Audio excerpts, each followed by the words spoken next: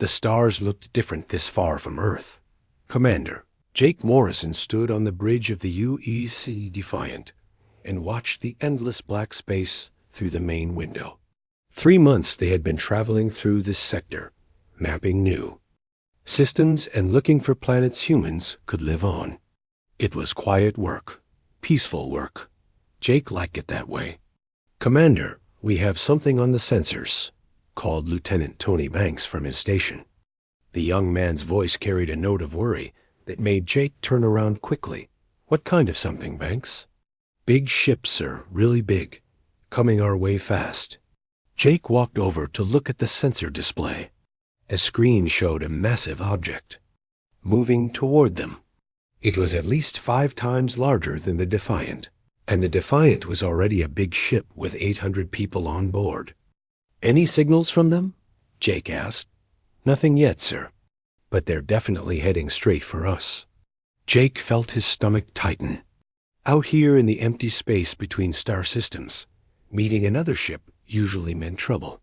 He had hoped they could finish their mission without running into any of the alien races that lived in this part of the galaxy. Sound general alert, he ordered. All hands to stations. The alarm echoed through the ship. Jake could hear running feet in the corridors as his crew rushed to their posts. The Defiant was an exploration ship, not a warship, but they had weapons if they needed them. Sir, they're sending a message, Banks said. Put it on screen. The main display changed to show the face of something that was definitely not human. The creature had dark green skin that looked thick and hard like armor. 4 arms moved as it spoke. Its head was larger than a human head, with yellow eyes that seemed to glow.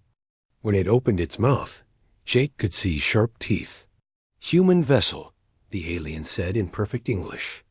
I am Admiral Zeke Thul of the Kethfer Empire. You will stop your ship and prepare for boarding.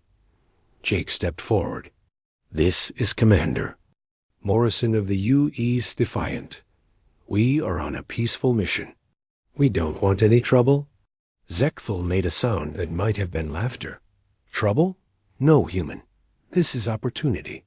For 300 years, my people have grown our empire by following the old ways. When we meet a new species, we fight. Winner takes all. We're not interested in fighting, Jake said. You do not understand, Zekthul replied. This is not a choice. It is law, ancient law that has served the Kethfer well. We will each send 1 champion to fight. If your champion wins, you may keep your freedom and your ship. If our champion wins, you become slaves of the Kethfer Empire. Jake felt the blood drain from his face. Slaves. 800 people, including families. Scientists, engineers, all depending on one fight. And if we refuse? He asked. Zekthul's forearms spread wide. Then we destroy your ship and take whatever survivors remain as slaves anyway. At least this way, you have a chance. Jake looked around the bridge. His officers were all watching him, waiting for his decision. Lieutenant Amy Carter stood near the tactical station. She was small compared to most of the crew, maybe 5.5 feet tall. But Jake knew she was the best fighter on the ship. If anyone could win this, it would be Amy. How long do we have to decide? Jake asked. 1 of your hours, Zekthul said. Choose wisely, human. Our champion has never lost a battle. The screen went dark. Jake stood in silence for a moment, thinking. Hard. Around him, the bridge crew waited. Sir, Amy said quietly. I volunteer. Jake turned to look at her. Amy Carter had joined the crew 2 years ago. She was tough, smart, and never backed down from anything. But she was also human, and humans were not built like the alien he had just seen on the screen. Amy, you saw that thing. It's huge. 4 arms, armor-like skin. It probably weighs 3 times what you do. Yes, sir. But I'm faster, and humans don't give up easy. Jake wanted to say no. He wanted to find another way, but deep down, he knew there wasn't one. The Cathfer ship was too big, too powerful. They couldn't run, and they couldn't fight a ship-to-ship battle. "Tell me about their champion," Jake said to Banks. "Any information in our databases?" Banks worked at his station for a few minutes. "Some data from other human ships that encountered the Cathfar before, sir. Their champions are called War Primes. This one is named Gorthok. He's been fighting for 40 years and has never lost. Every species they've conquered had to face him." "How many species?" Amy asked. 47 different worlds, ma'am. All became part of the Cathfer Empire after their champions fell to Gorthok." Jake closed his eyes. 47 worlds. Billions of people, all slaves now, because their best fighters couldn't beat one alien warrior. "Sir," Amy said, "I know the odds don't look good, but someone has to try. And I'd rather it be me than anyone else on this ship." Jake looked at her for a long moment. Amy had that look in her eyes, the one that said she had already made up her mind. He had seen that look before, usually right before she did something that scared him and impressed him at the same time. "All right," he said finally, "but we do this smart. Banks, get me everything we have on Cathfer fighting methods. Dr. Walsh, I want you to examine Amy and make sure she's in perfect health. Chief Murphy, check all her equipment twice." "Yes, sir," came the replies from around the bridge dot as the crew got to work. Jake pulled Amy aside. "Are you sure about this?" "Sir, what choice do we have? That alien made it clear we fight or we all become slaves. At least this way we have a chance." "A small chance," Jake said. Amy smiled. It was not a happy smile, but it was confident. "Sometimes a small chance is all you need, sir. My grandfather used to tell me stories about the old wars on Earth. He said humans don't win because we're the strongest or the fastest. We win because we don't know when to quit." Jake nodded. He had heard similar stories from his own family. Humans had always been good at surviving against bad odds. "All right," he said. "Let's see what we can do to improve those odds." For the next hour, the crew of the Defiant worked harder than they ever had before. Dr. Walsh ran every medical test he could think of. Amy was in perfect health, her reflexes sharp, her body strong. Chief Murphy checked and double-checked every piece of equipment she would carry. Banks studied every bit of information they had about Cathfer fighting styles. When the hour was almost up, Jake called Zekthal back. "We accept your challenge," he said. "Good," the alien replied. "We will create a fighting arena in the space between our ships. Your champion will face War Prime Gorthok.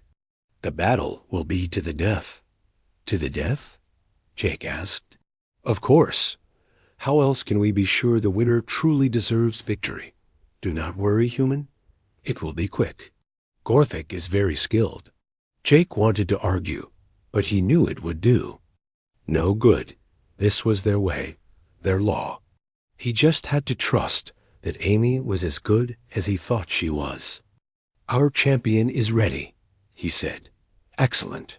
We begin in 30 of your minutes." Jake turned to Amy. She stood straight and calm, ready for whatever came next.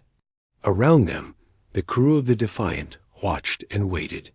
800 lives hung in the balance, and it all came down to one small human woman against an alien warrior who had never lost a fight. Amy Carter sat alone in her quarters, staring at the picture on her wall. It showed a red landscape with 2 small moons in the sky. Mars Colony 7, where she had grown up. The place looked rough and empty, but it had been home. She thought about her grandfather, Ben Carter. He had been old when she was little, but he was still strong. His hands were hard from years of work, and his eyes were sharp. Every night before bed, he would tell her stories about the old days on Earth. People think humans are weak, he used to say. Small and soft compared to the big animals. But we're still here, and most of them are not. You know why, Amy? She would shake her head, even though she had heard the story many times before. Because we don't give up. A lion is stronger than a human. A bear is bigger. But humans are stubborn. We keep going when other things quit. That's our real strength. Now, sitting in her room on a spaceship far from Mars, Amy wondered if her grandfather had been right.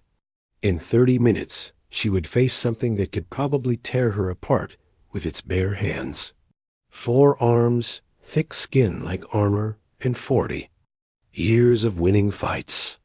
What chance did one small human have against that? A knock on her door interrupted her thoughts. Come in, she called. Dr. Peter Walsh entered, carrying his medical bag. He was a thin man with gray hair and kind eyes. Amy liked him because he never talked down to people, even when he was worried about them. How are you feeling?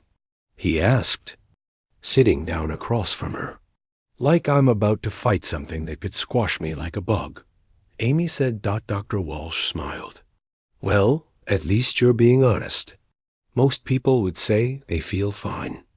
Most people aren't about to fight an alien warrior in single combat. True. Dr. Walsh opened his bag and took out a small device. I want to check your heart rate and stress levels one more time, just to make sure everything is normal. Amy held still while he ran the scanner over her. The device beeped softly as it worked. Interesting, Dr. Walsh said, looking at the results. What's wrong? Nothing's wrong. Your heart rate is actually slower than normal. Most people would be panicking right now, but you're calmer than usual. Amy thought about that. Maybe I'm just too scared to be scared, if that makes sense. It makes perfect sense. Sometimes when things get really bad, the mind just shuts off the fear and focuses on what needs to be done. It's a survival mechanism. Did humans always have that? Dr. Walsh put his scanner away. Oh, yes. Back on Earth, our ancestors had to deal with all sorts of dangerous situations. Predators, natural disasters, hostile tribes. The ones who could stay calm under pressure were the ones who lived long enough to have children.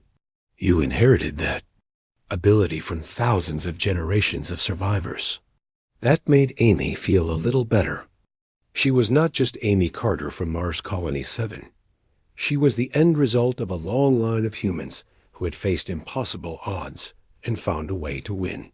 Doctor, she said, what do you know about how humans fight compared to other species?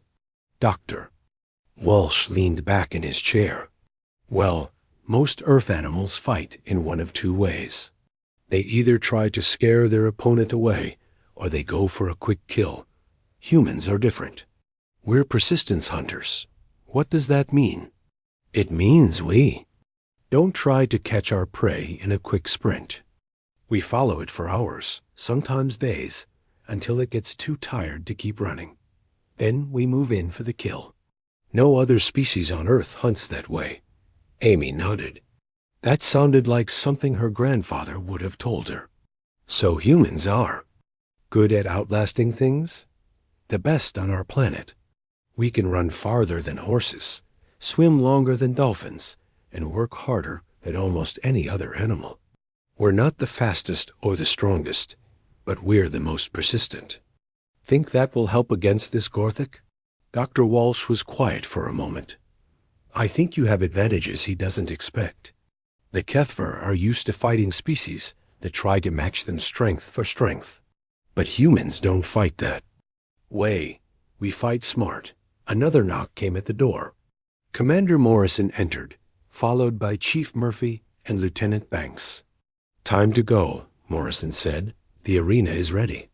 Amy stood up and checked her equipment one last time.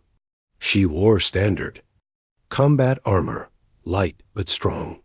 Her weapon was a military knife, sharp and balanced.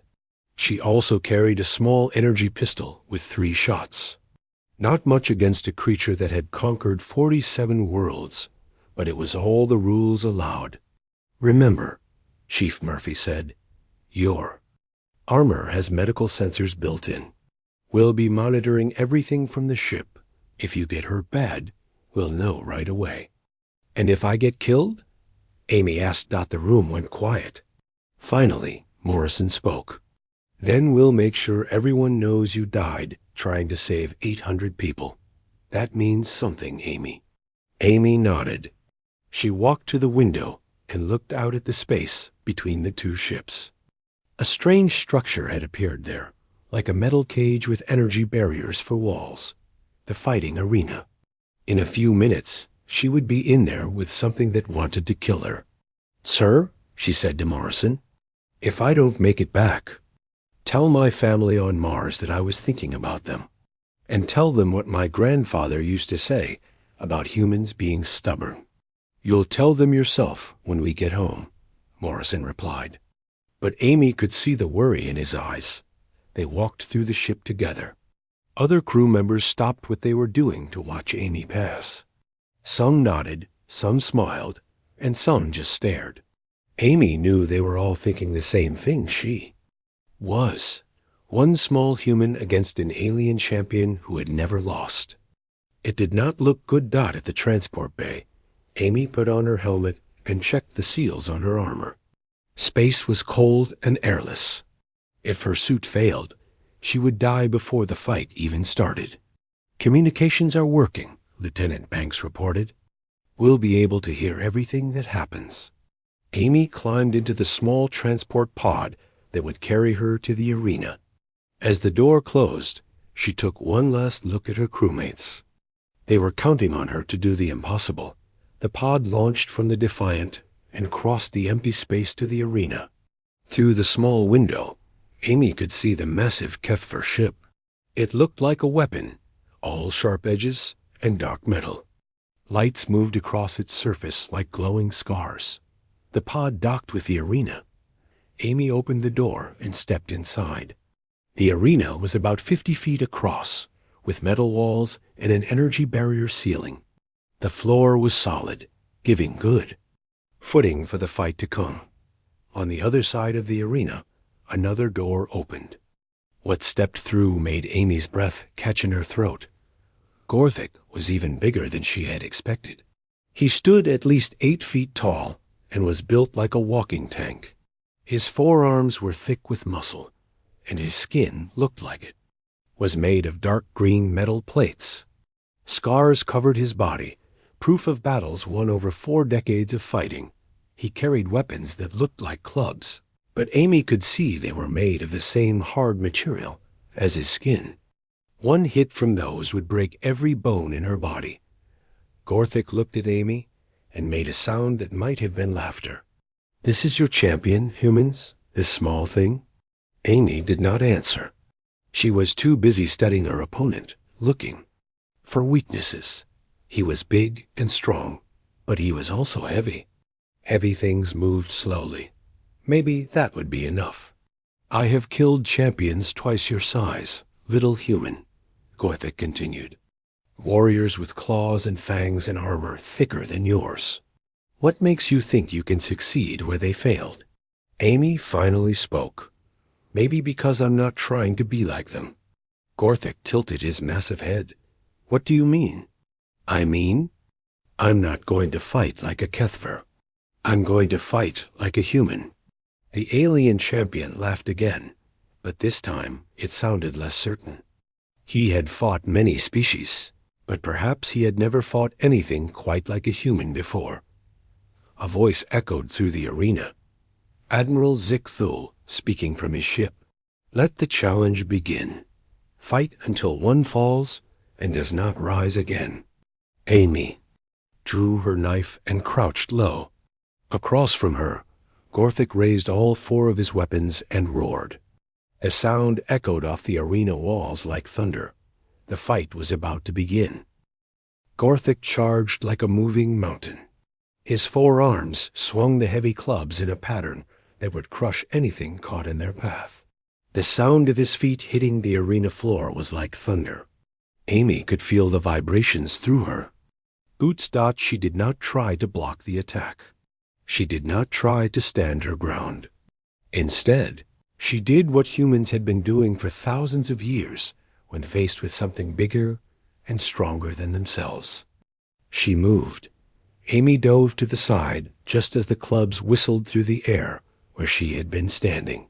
The weapons hit the arena wall with a clang that made her ears ring.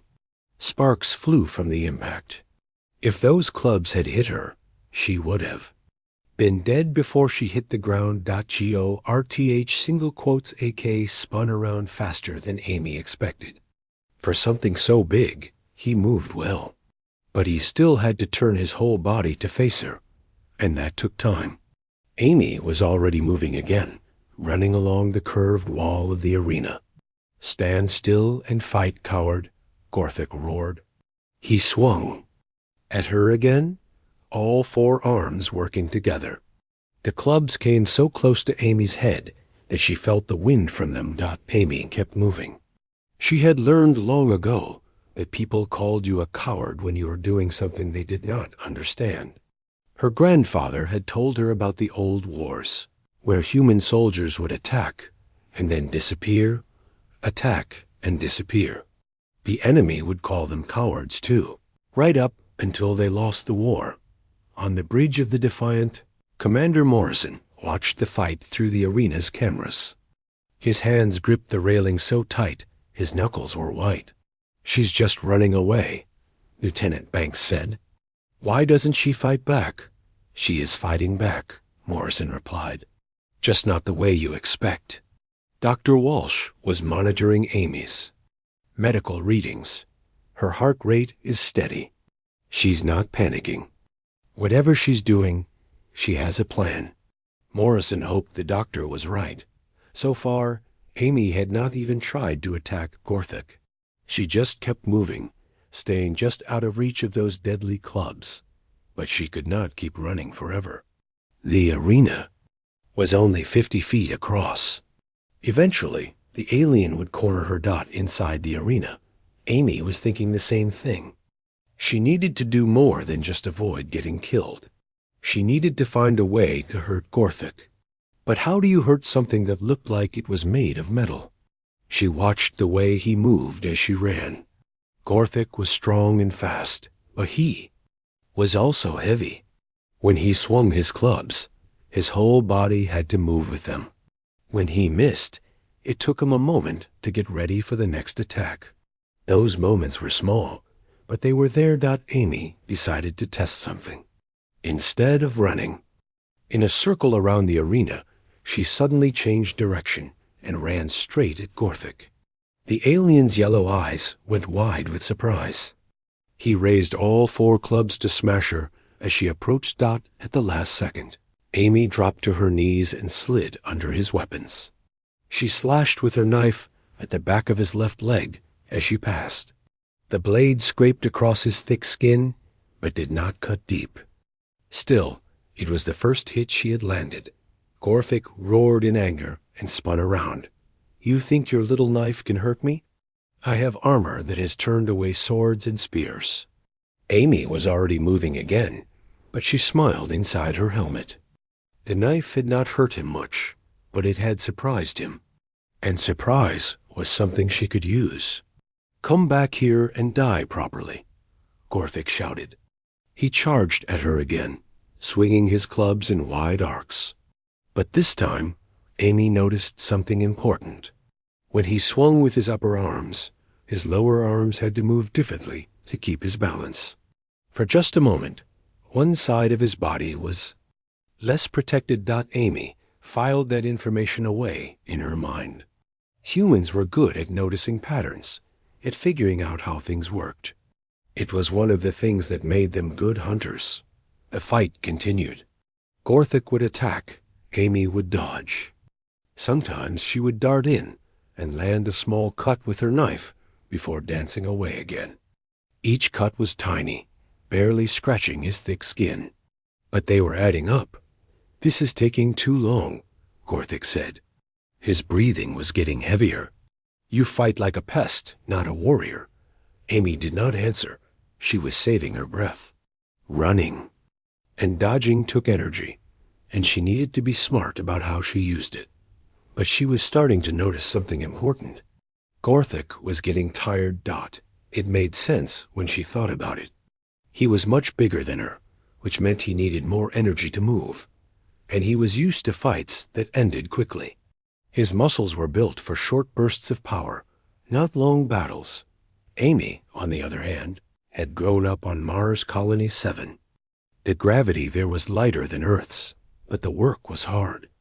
She had spent years running across the Red Plains, climbing rocky hills, working in the mines.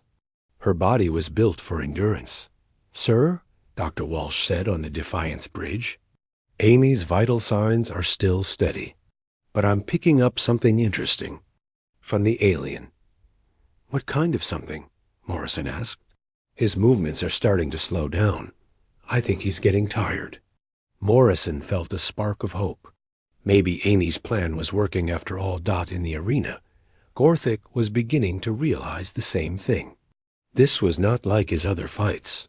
Usually his opponents tried to match his strength. They would swing big weapons at him, try to overpower him. When that failed, they would get desperate and make mistakes. Then he would kill them. But this human was different. She was not trying to overpower him. She was not even trying to hurt him badly. She was just wearing him down. Like water, dripping on a stone. "What kind of warrior are you?" he demanded. Amy stopped running for a moment and looked at him. "The kind that wins." She darted forward again, but this time she did something new. Instead of going for his legs, she jumped up and slashed at one of his upper arms. A knife found gap between two armor plates and drew a line of dark blood. Gorthik swung at her with his other 3 arms, but Amy was already gone. And now she knew something important. His armor had gaps. Small ones, hard to reach, but they were there. "You cannot win by running away forever," Gorthik said. But his voice sounded less confident than before. "I'm not running away," Amy replied. "I'm hunting." The words seemed to confuse the alien. Hunting was what you did to weak prey, not to warriors in single combat. But Amy was starting to understand something her grandfather had tried to teach her. Every creature was prey to something. Even the biggest predator could become the hunted. If the hunter was patient enough. She began to change her pattern. Instead of just dodging randomly, she started to move in a specific way. She would dart in from one side, force Gorthik to turn, then attack from the other side. Each time, she aimed for the same spots. The joints in his armor, the places where he had to be flexible to move. Gorthik was strong, but he was not stupid. He began to see what she was doing. "You think you can wear me down? I have fought for 40 years. I have won battles that lasted hours." "Maybe," Amy sighed, breathing hard, but still moving.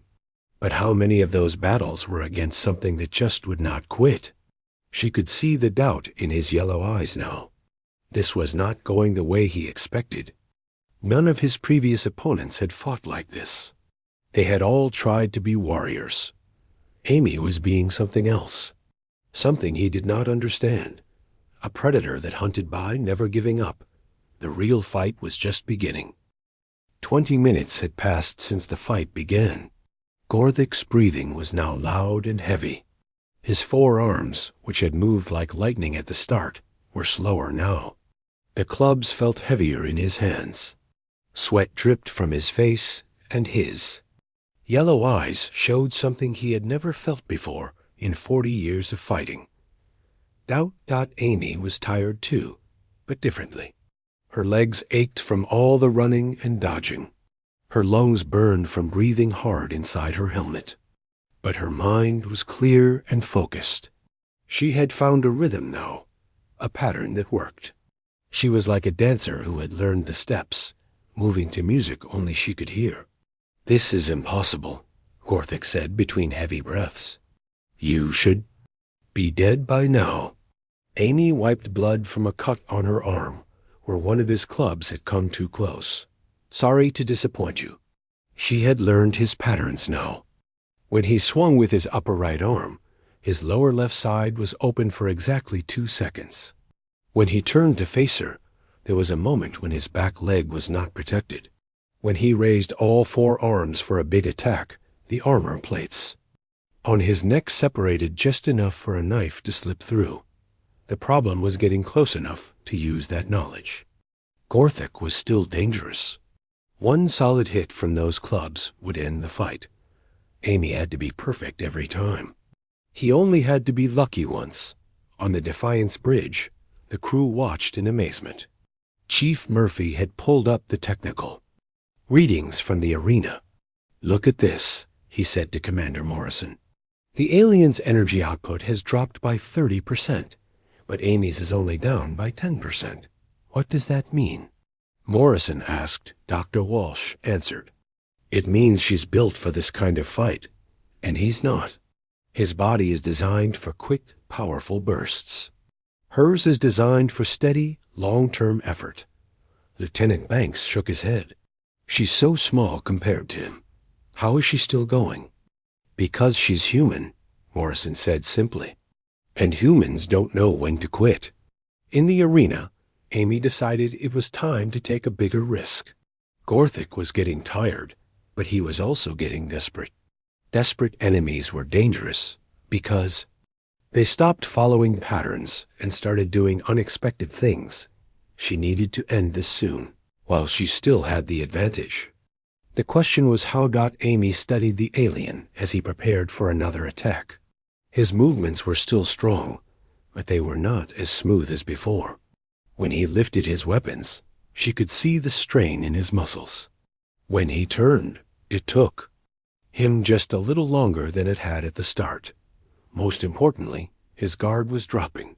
Not much, but enough.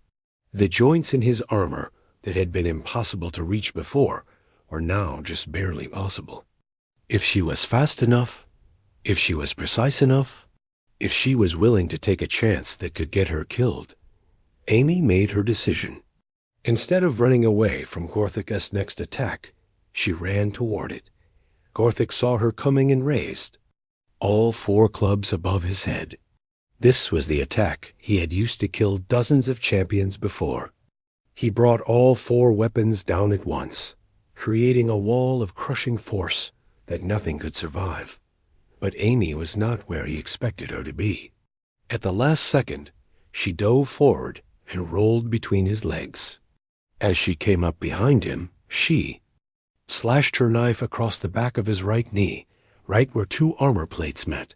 This time, the knife went deep. Dark blood flowed from the cut. Gorthik roared in pain and spun around, but his right leg buckled slightly. The cut had damaged something important. "Lucky strike," he growled, but Amy could hear the pain in his voice.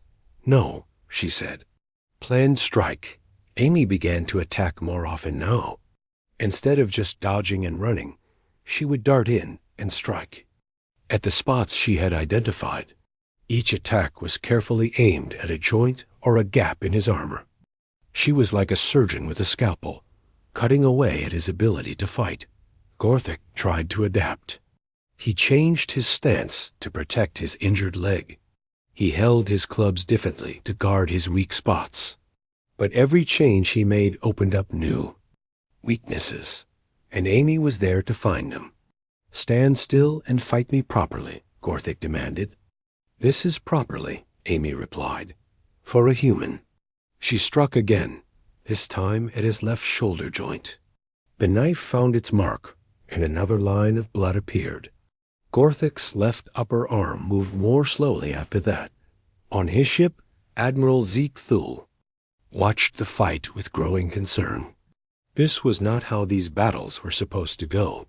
Champions were supposed to clash in mighty combat, with the stronger warrior proving his worth by overpowering his opponent. What he was seeing looked more like a hunt than a fight. "Sir," one of his officers said, "Gorthik is being beaten by a creature half his size." "How is this possible?" Zekthal did not answer. He was beginning to understand something disturbing. The humans did not fight like any species the Kethvar had ever encountered. They did not try to prove their strength or their courage. They just tried to win. It was a completely alien way of thinking. And it was working. In the arena, Amy was pressing her advantage. Gorthic was still dangerous, but he was no longer the unstoppable force he had been at the start. His attacks were slower, his movements less sure, and with each cut Amy made, he got a little weaker. "You fight without honor," he said. "I fight to protect my people," Amy replied. "Honor won't save them." She darted in again, aiming for a gap in the armor on his side, but this time Gorthic was ready. He caught her with a backhanded swing from one of his clubs. The impact sent Amy flying across the arena. She hit the wall hard and slid to the floor. Pain shot through her ribs. Her vision blurred for a moment. Warning lights flashed inside her helmet as her suit's medical systems detected damage. "Amy!" Commander Morrison's voice came through her helmet radio. "Are you all right?" Amy tried to stand and gasped as pain stabbed through her side. Something was broken, maybe a rib or two. But she was alive, and she could still move. "I'm okay," she said, though she was not sure if that was true. Gorthic was walking toward her, moving slowly but steadily. He was hurt too, blood flowing from multiple cuts. But he was still much bigger and stronger than her. "It was a good fight, little human," he said. "You lasted longer than most, but it ends now." Amy used the wall to pull herself to her feet. Her side screamed with pain, but she ignored it. She had come too far to quit now. 800 people were counting on her. Her grandfather's words echoed in her mind. Humans don't give up. "Not yet," she said. Gorthic raised his clubs for what he thought would be the final blow. But as he lifted his arms, Amy saw something she had been waiting for. His neck armor, weakened by fatigue, and the awkward angle separated just enough to show a small gap.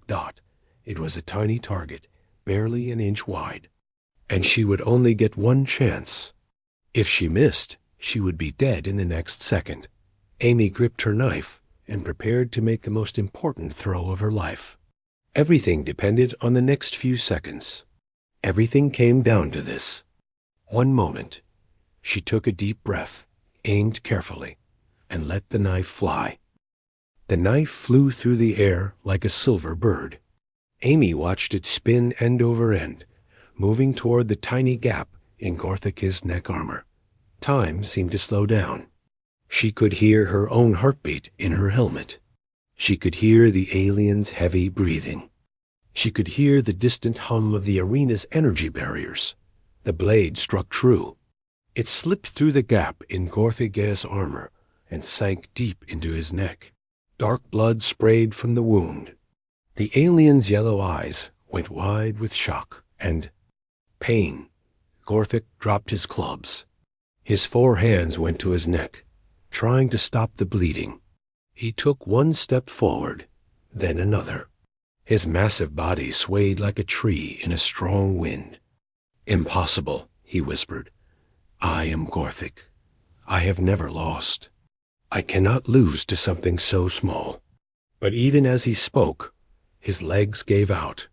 The huge alien crashed to the arena floor with a sound like thunder. His body twitched once, twice, then lay still. The War Prime, who had conquered 47 worlds, would conquer no more. Amy sagged against the arena wall, breathing hard. She had done it. Against all odds, she had won. The crew of the Defiant would remain free. 800 people would not become slaves because one small human had refused to give up. On the bridge of the Defiant, the crew erupted in cheers. Commander Morrison felt tears running down his face. Dr. Walsh was shouting something about medical impossibilities. Chief Murphy was dancing around his station. Lieutenant Banks was trying to send a message to Earth to tell them what had happened. But their celebration was cut short by what happened next. As Gorthic's massive body hit the arena floor, Something went wrong with the arena itself. The impact triggered feedback in the energy systems that kept the fighting space stable. Warning lights began flashing all around the arena's walls. Amy saw the lights and tried to move away from the wall, but her broken ribs made every movement. Agony. She was too slow, too hurt, too tired from the long fight. The energy feedback built up like water behind a dam.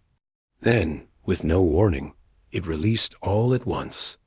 A bolt of pure electrical energy shot from the arena's power systems straight at Amy.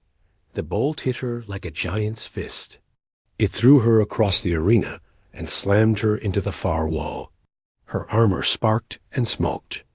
The medical sensors in her suit went crazy, then went dead. Amy's body crumpled to the floor and did not move. "Amy!" Commander Morrison screamed into his radio. "Amy, respond." There was no answer.